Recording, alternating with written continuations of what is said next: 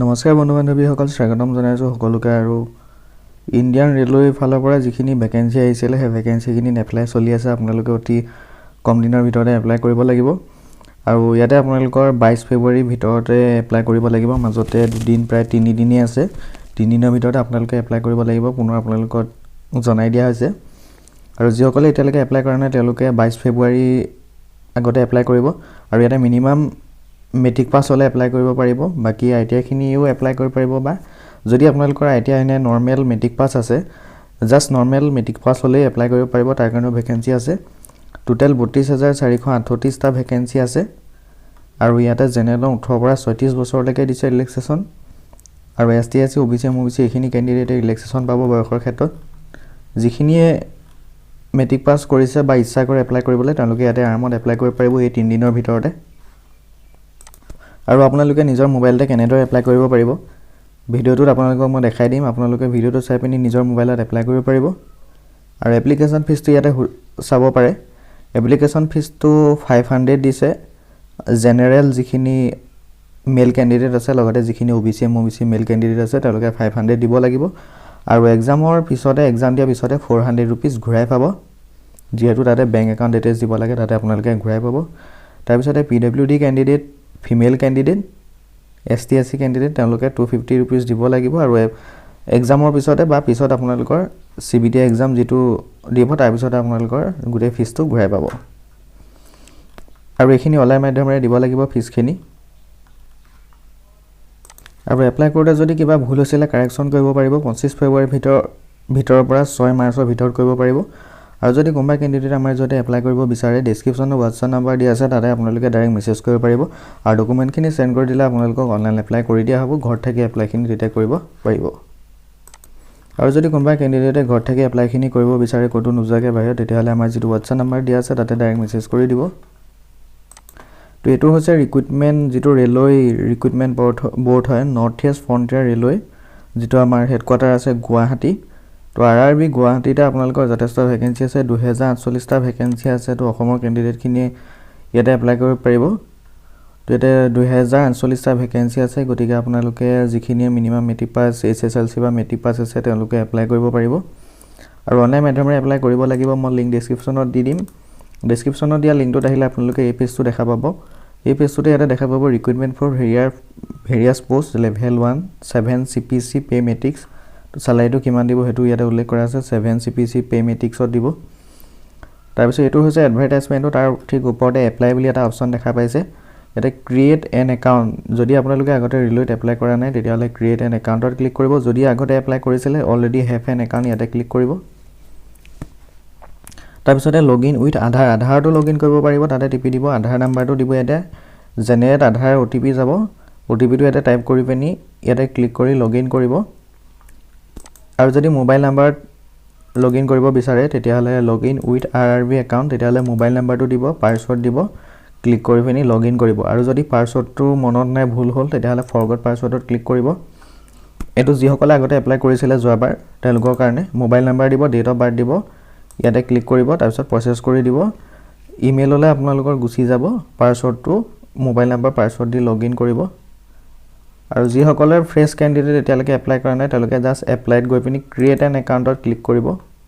তাতে অ'কে কৰি দিব। কাণ্ট্ৰি অফ নেশ্যনেলিটি এইবিলাক চাব, ভালকৈ ফিল আপ কৰি দিব, ইণ্ডিয়ান।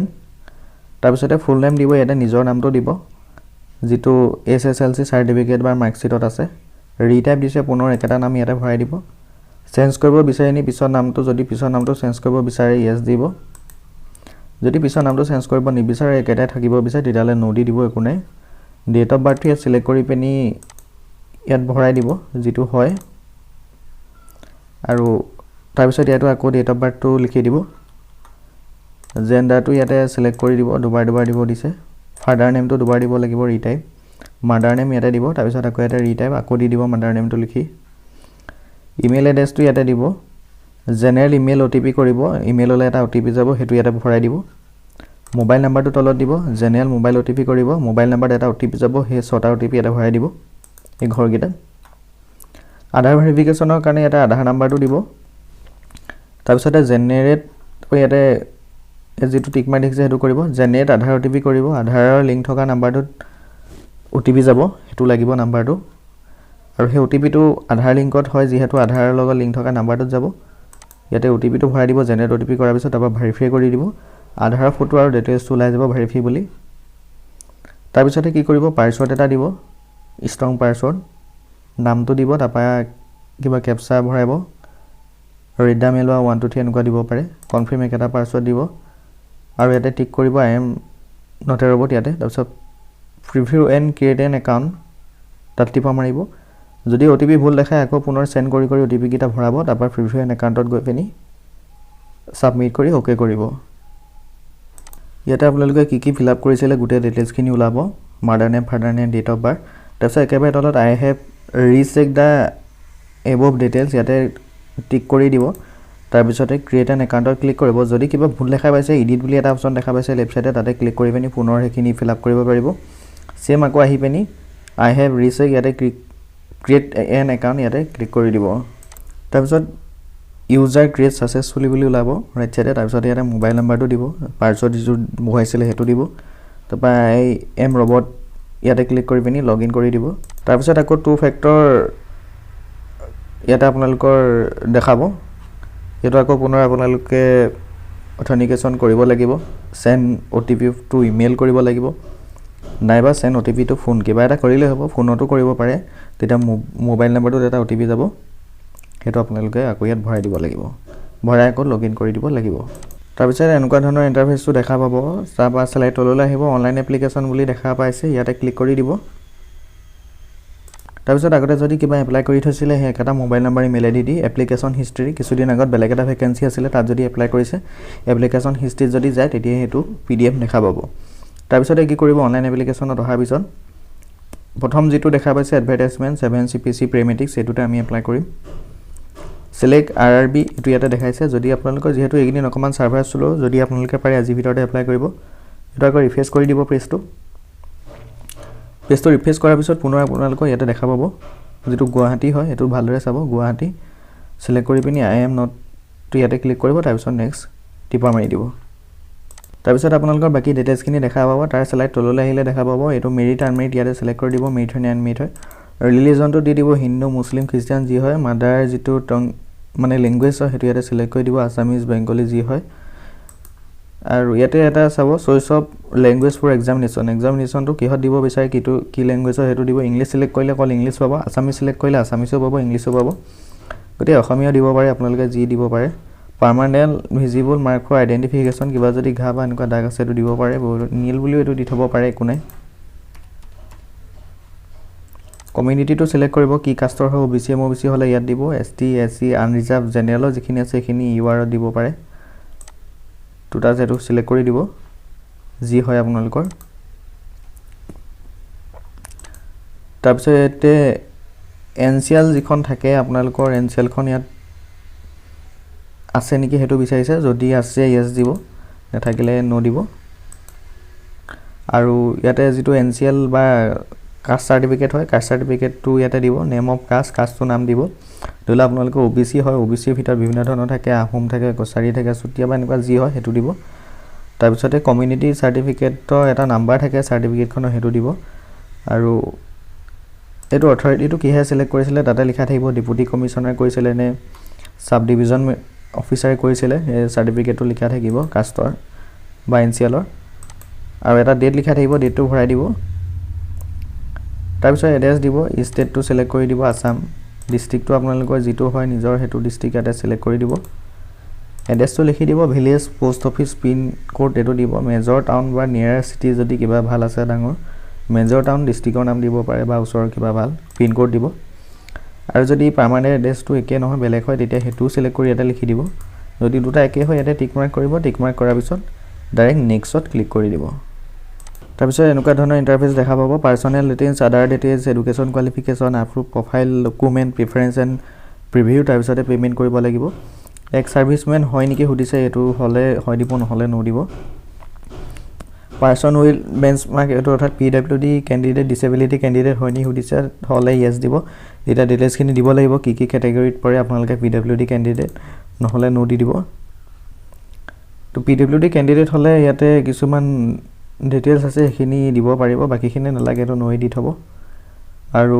ইকোনমিক্যালি ব্যাকওয়াৰ্ড ক্লাস এটো ইয়েস হলে বেলেগ সাৰ্টিফিকেট বা কাগজ নিব লাগিব এটো নো দি থব পাৰে ইণ্ডিয়ান ৰেলৱেজত কিবা কাম কৰে নেকি হেতু নো দিব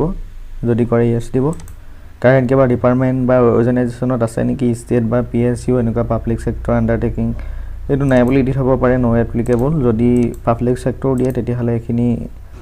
লিখিব লাগিব কিহত কাম কৰিছে কেতিয়া পৰা কাম কৰিছে আৰু কাম কৰি আছে নেকি সেইখিনি নিজৰ দি থব নট এপ্লিকেবল বুলি দি থলে একো দিব নালাগে তেতিয়া তাৰপিছত ইয়াতে উল্লেখ কৰিছে এনসিভিটি কোৰ্স কৰিছিলে নেকি এনসিভিটি কোৰ্সটো যদি কৰিছে কি টেডত কৰিছে এনি ডিসিপ্লিন